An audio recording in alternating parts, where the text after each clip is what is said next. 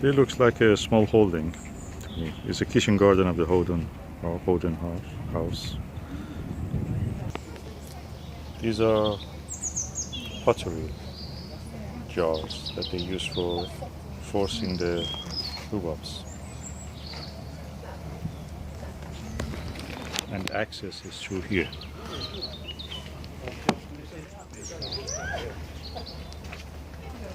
Nothing there at the moment.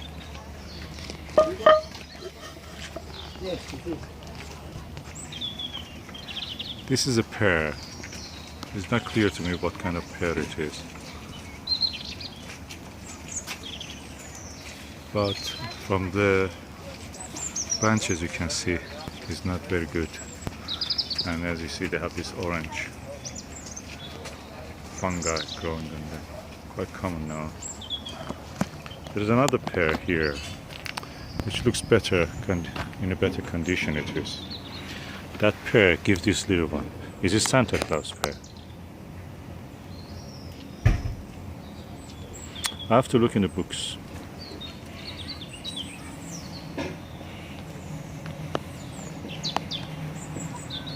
And yet again you see some diebacks.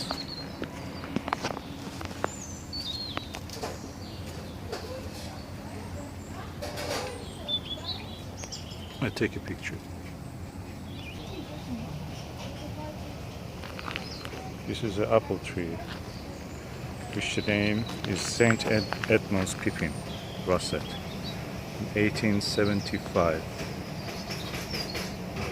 That tree cannot be that old, but it means that this was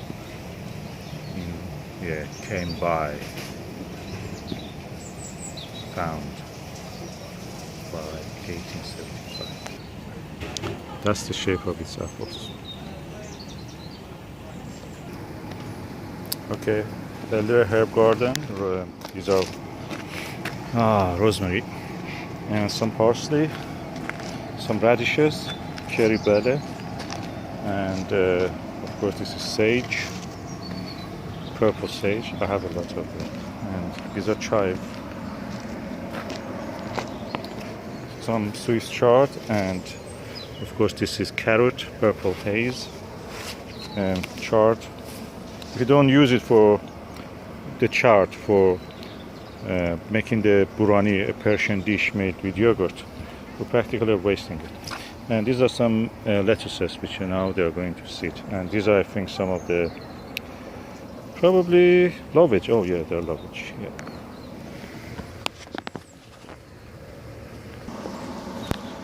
This is another apple variety. Most of the apples have gone. There is only one here left. This is smallish, quite a small. Some yellow, mostly red russet. Probably. George Cave, 1840. That's a dessert apple. And this is a very prolific apple. Looks almost like a pear, as you see. It's conical. And lovely example. And we'll see what's the name of it. Yeah, Adams Pearman, 1826 dessert apple. So this, because it looks a little bit like a pear, that's what's called Pearman. This apple has given a lot of fruit. What's the name of it? It's called Hooray Morning, 1819. And that is culinary apple, cooking apple. It means it's a bad apple, practically.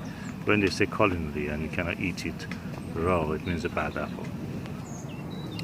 That's a plum tree of unknown variety.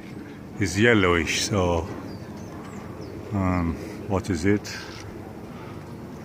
It's not known to me. I will try to see what it tastes.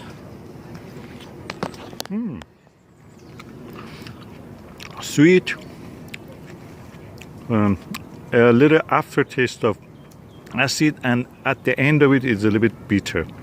Yellowish plum.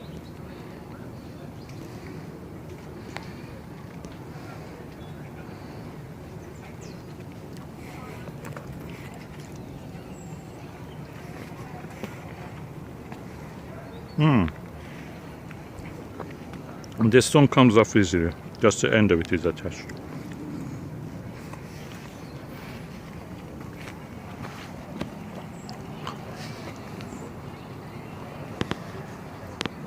Found a little orange bit of it, or yellowish, reddish, pinkish. Lots of Jerusalem artichoke. Lots of cooking apple probably. These are Arthur Turner. This apple is called Blenheim Orange. Nothing orange at the moment. This apple is called Rosemary Russet. Probably after a girl, Rosemary. Doesn't look like a rosemary, normal rosemary. Of course, the gooseberries are finished. Some herbs.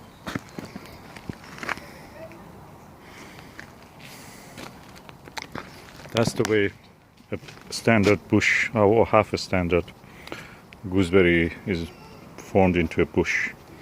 I have tried this and I will continue with that. Tideman's Late Orange, 1929. These are all small apples, and that is again dessert apple, but probably is a mid-season or late apple. That must be. And plenty of figs. They come late. That one is almost near getting ripe.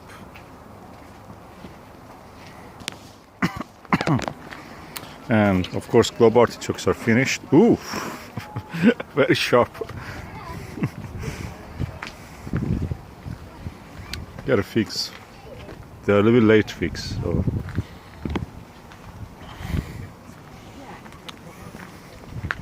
They've been grown on the southern facing wall, so they receive the best of the sunshine. And this is a food protector. I suppose they use it for apricot. Yeah, apricot, to keep the apricot warm. Of course, you don't see much apricot on this. Probably they all have been harvested, if any. These are very big apples, quite big. That's called Lady Sudley.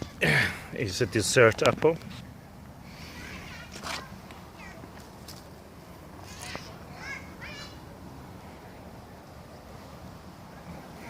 A little also demonstration of how you can grow red currant soft fruits, red currant, gooseberry in the pot. Also some tomato outdoors, some herbs, apple mint, other things. Anything in the pot you can grow in a little space. The size of this space is probably 6 square meter. All the pots, you have all the things you can have in a pot, even such a thing as a deep rooted as rhubarb, which is there. And of course here, three sister system, almost two sisters I see, beans and sweet corn. Oh, a little gentleman standing there warning the crows. And colorful display of the chart. And bottles here, probably for trapping something. Oh no, the purpose of this is to keep the branches horizontal. When the branches are horizontal, they come to fruition.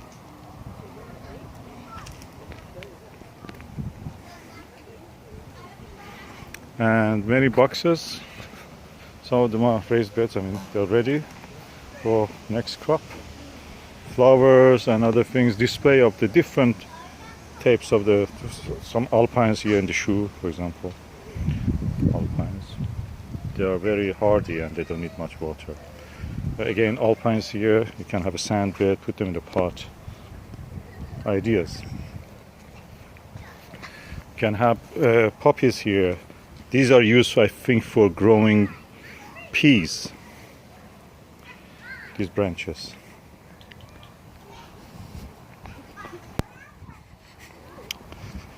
And some decorative items, keeping the pots there for just beauty, flowers for pleasure, again some late flowers, again for pleasure. What is called? Yeah, that's it. Okay. And these are again some squirting cucumber. Beware, they really do squirt. Oh, should we try? Oh, it squirted on my hand. I'll make a video about that later. They squirted on my hand. I love that. They pissed on me. When they're ripe, they squirt. Oh, such a lovely, funny thing. Yeah, I will try with this one. Squirt, squirt, no, it fell. Squirt. That is squirt at the right moment on my hand. Another squirt. They piss on you. The ripe cucumbers squirt when touched. If you get squirted, we advise you to wash the liquid off your skin. Okay.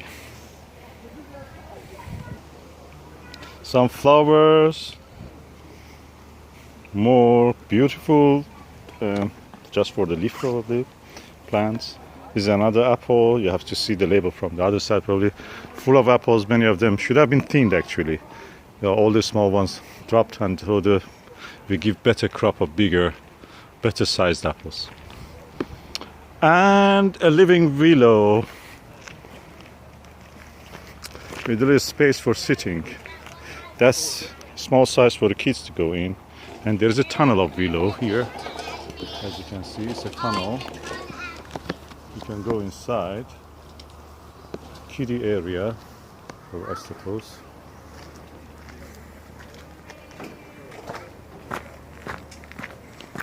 I will come back to that squirting cucumber. That was fun. Okay. Beautiful sweet peas. No smell. Of course, this is a quince, very small quince. It's a mature tree almost, and has a few quinces. It's called Sidonia oblonga. Oblong means this shape, a bit oval. So Sidonia oblonga is this pear. Of course, pears, we know that they come into ripening edible stage when they are in that's December, November, or around that time. King of the Pippins, 1770, dual purpose, very tiny pear. Does it worth to grow it? Who knows, next year we give some. That side is a little bit better, a better sized. Oh, the spoiled kids, you can hear everywhere.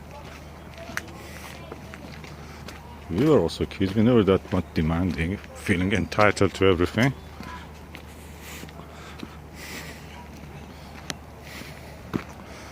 Okay, this fig, because probably it's not, oh yeah, there is a few fruits there. But not much. Oh yeah, there are more there inside. Yeah, you have to really brave yourself for the going inside. I suppose this is brown turkey or something that's similar to that, or Syrian brown. Some pumpkins. They are near the end. The pumpkins are growing yet, but and the lady of the house diverting attention from the pumpkins to herself. And some dahlias. Something growing for the winter. Green menu, you plant something that gives enrich the soil in nitrogen, and then you come to the little patch that you can buy stuff, I suppose, and the prices are here, the size of the pots according to that. Interesting. Hello again, how are you? Fine, thank you. Nice to see you. Oh, beautiful display. Yeah, we have been here once, and that was, I remember you were giving Well, seeds. it's lettuce this time. Oh, lettuce time. Ready That's- to go now. Yeah, Before the end of the month. that's the time because the heat will vanish in a few weeks' time. So you have to. So, and they're Go. coming, you know, they're just leaves. They're not pull the whole plant. No. They're just come and cut again, they call them. That's the whole purpose. So, Yes. am I allowed to choose a few of this? Well, there's just the There's two only two different types. sorts. So just, you've got one of each, yes. If I want to have a little bit more, that means I'm greedy, huh? Yeah, I'm greedy. Go on. It's the end of the month, yeah. Take two of each. Yes. And there's a Go for leaflet it. there to tell you how to do it. A guide to lettuces. And a tip that we were given this morning, because of the terrible problem this year with slugs, Oh. is put them in hanging baskets. Oh. That's actually giving the out of the reach of them. And that's the answer. So we were told by a couple this morning. I want to suggest something also that I am doing for 3 years now. And that is Like, a very hardy but tender vegetable called Persian cress. right. And I will just cut this. I will talk about it after.